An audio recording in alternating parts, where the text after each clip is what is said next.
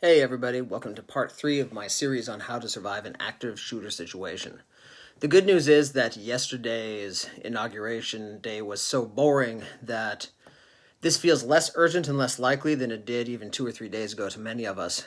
But still, situations where a bad guy with a gun is in a group that don't have guns continues to be a problem worldwide. So we're going to talk a bit about what to do. As I said in our intro video, the experts are saying to remember 3 words: run, hide, fight. And I've already done a video on run. Today's is on hide, but I want to start with changing that word.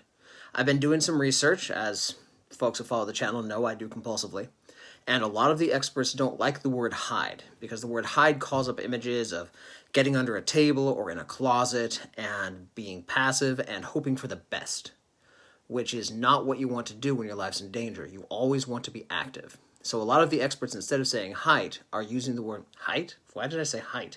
A lot of the experts, instead of using the word hide, they're using the word deny, to actively deny the bad guy access to you.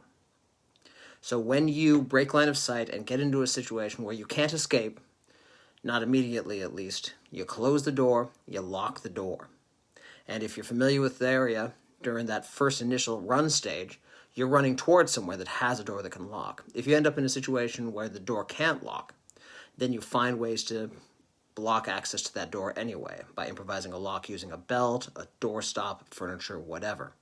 Once that door is locked as quickly as possible, you want to go ahead and barricade it.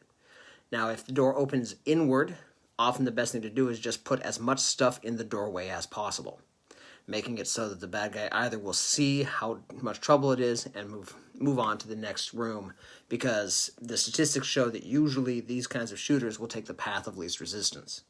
They'll move towards the easiest targets to get the most done in the time they have, rather than spend a lot of time trying to plow through a bunch of desks or bookcases or whatnot that are piled up in the doorway.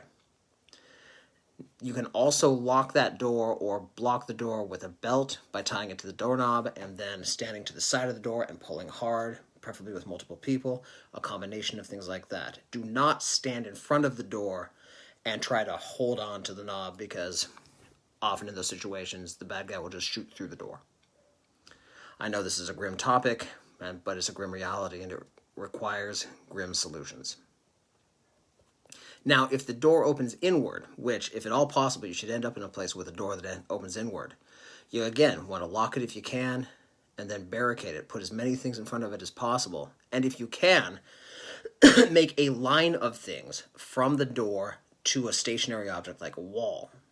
So you put a desk against the door, then you put a chair against that desk, then you lean a bookcase onto its side and put it between the chair and jam it into the wall, so that that door is literally impossible to open. They'd have to knock it off its hinges to make it go anywhere. During the infamous Virginia Tech massacre, a room stayed safe by lying down on the floor and having one person place their feet on the door, and the next person put his feet on that person's shoulders, and so on and so forth, until the last person was pressing their hands against the opposite wall. That is the best way to keep that door closed no matter what. Now, once you've secured the room, we don't want to be passive, we don't want to be hiding, we want to be denying. So at that point, you're looking, how can we get out of this room? Is there another way they could get in the room that we need to block? Looking for an escape, looking for a way to get back to that run status. And also, if you can't escape that room, immediately begin creating a plan, finding improvised weapons, and setting up for the fight stage if the bad guy does get that door open.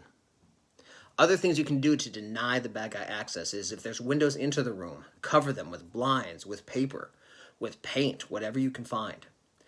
If there's lights on in the room, shut off the lights so the room appears unoccupied. Silence your cell phones, because if the bad guy's walking by the room and thinks nobody's in there, and that's when you get a call from a telemarketer, that's bad news. So again, this episode was on the hide segment of run, hide, fight, but the experts are saying, don't say run, hide. Think of it as deny. You are taking active action, personal responsibility for your safety and the safety of the people with you. And you're always acting, always moving forward, always doing that next thing that helps you survive this grim and dangerous situation. Thank you everybody so much. If you haven't seen the other videos, they're all on the YouTube channel. And tune in tomorrow for the fight segment on this topic. Talk to y'all soon. And if you're watching this on Thursday the 21st, please do check out our interview with Jason Hansen, a retired CIA agent, about applying spycraft to keeping our kids safe. Thanks again, everybody. See you next time.